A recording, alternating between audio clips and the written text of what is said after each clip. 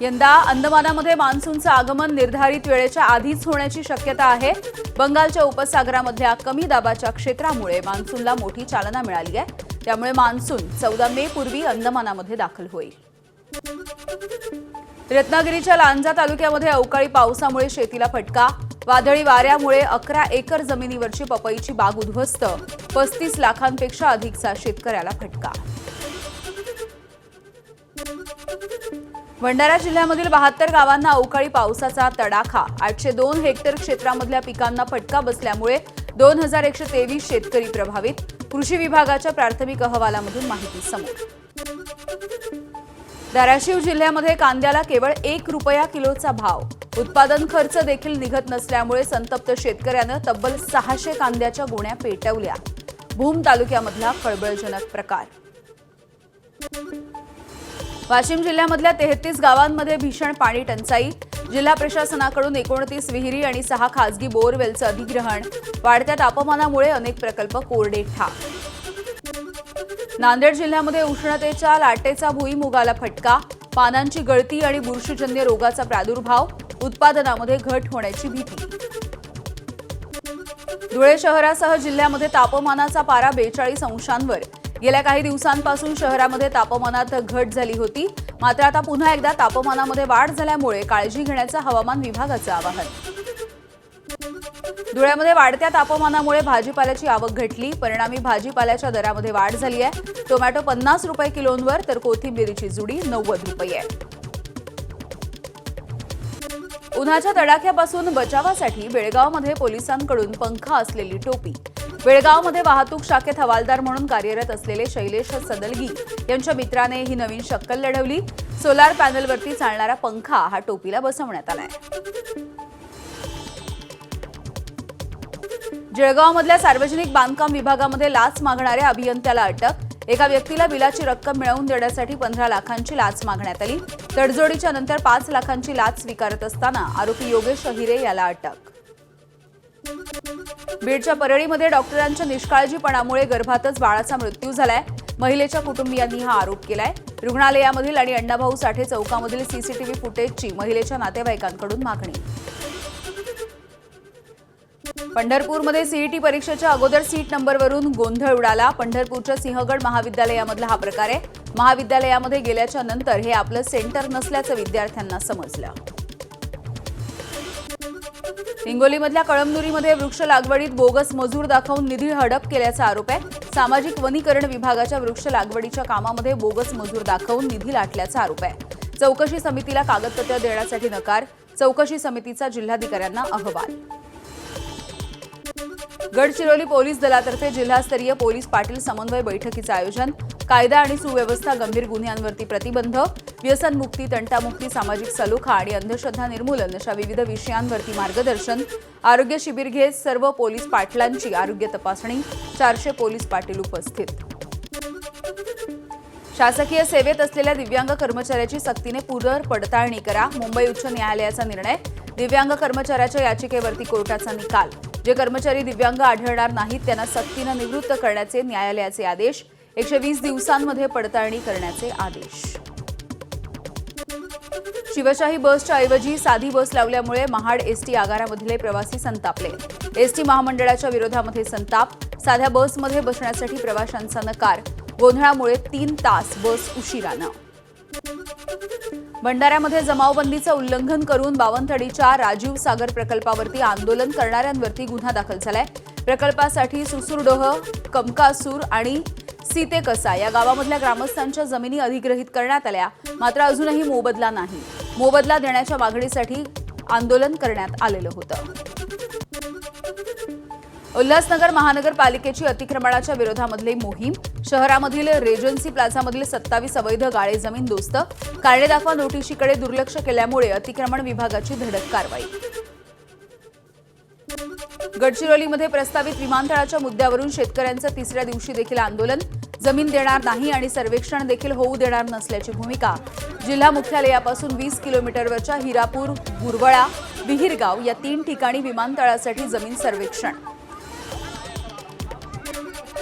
नवी मुंबईमधल्या पारसिक हिल डोंगरावरती सिडकोकडून बिल्डर्सना भूखंडाची विक्री सुरू आहे। पर्यावरणाची हानी करत भूखंड सपाट करण्यासाठी मोठ्या प्रमाणावरती खोदकाम केलं जात आहे। डोंगर पोखरल्यामुळे माळीण किंवा इर्षाळवाडीसारखी दुर्घटना होण्याची देखील शक्यता आहे। नागपूरमध्ये 6 टन प्रतिबंधित मांगूर मासे जप्त, 4 आरोपी ताब्यात। कॅटफिश ओळख असलेला मांगूर मासा प्रतिबंधित श्रेणीत येतो। माहितीनुसार बंगळुरूवरून उत्तर प्रदेशकडे हा मासा नेला जात होता।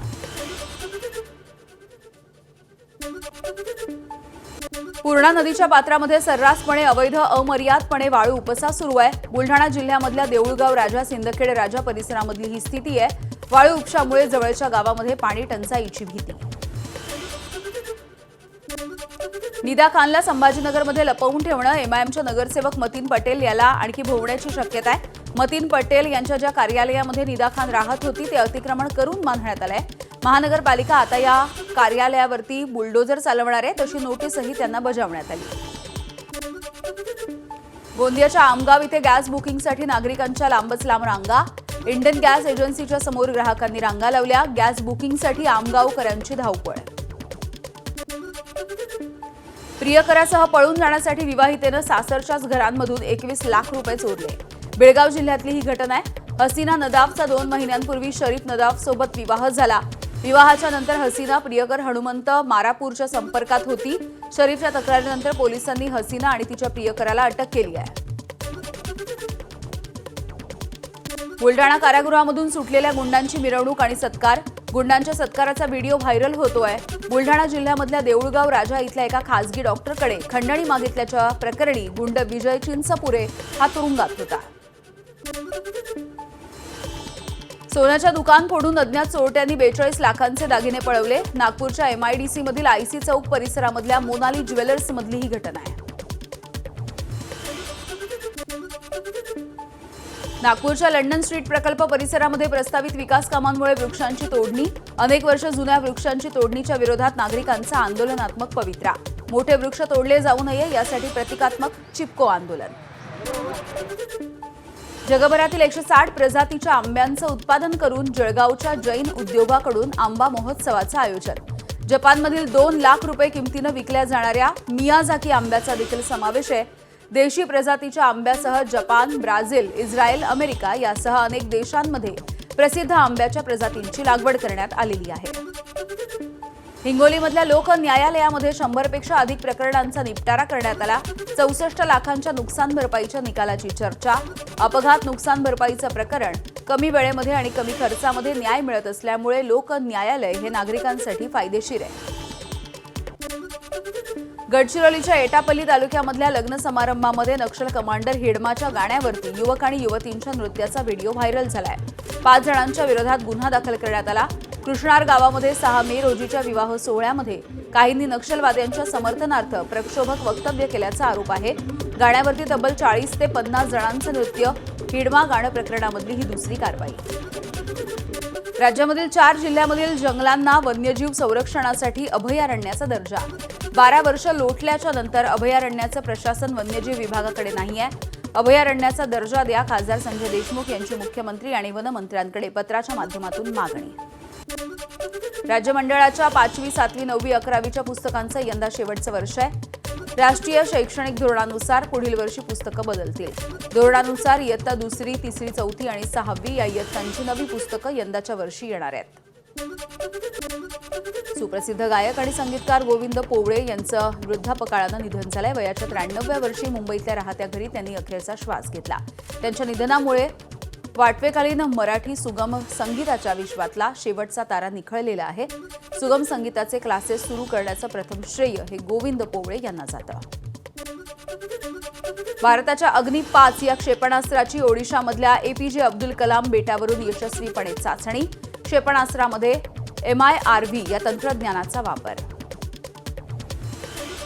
तमिळनाडूच्या मुख्यमंत्रीपदी विजय विराजमान। वाळू शिल्पकार सुदर्शन पटनायक यांच्याकडून मुख्यमंत्री विजय यांना वाळू शिल्प तयार करून शुभेच्छा। विनेश फोगाटवरती 26 जूनपर्यंत कुस्ती खेळण्यासाठी बंदी आहे। भारतीय कुस्ती महासंघानं कारणे दाखवा नोटीस बजावली। शिस्तभंग आणि डोपिंगच्या उल्लंघनाचा आरोप करत नोटीस देण्यात आली। अमेरिकेमधल्या टेनेसी राज्यामधल्या हेनरी काउंटीमधल्या एका प्लास्टिकच्या रिसायकलिंगच्या कारखान्याला आग लागली. कारखान्यामध्ये अडकलेल्या लोकांना बाहेर काढण्यात यश आलंय. अमेरिकेच्या युद्धनौका आणि मालवाहू जहाजं इराणच्या लक्षावरती आहेत. क्षेपणास्त्र अमेरिकेच्या हॉर्मुझ परिसरामधल्या जहाजांच्या दिशेनं तैनात करण्यात आली. इराणी लष्कराच्या कमांडरची माहिती. हॉर्मुझच्या सामुद्रधुनीमध्ये युके तैनात करणार सगळ्यात घातक युद्धनौका. HMS ड्रॅगन हॉर्मुझच्या दिशेनं रवाना. व्यापारी जहाजांच्या सुरक्षेसाठी युद्धनौकेची तैनाती.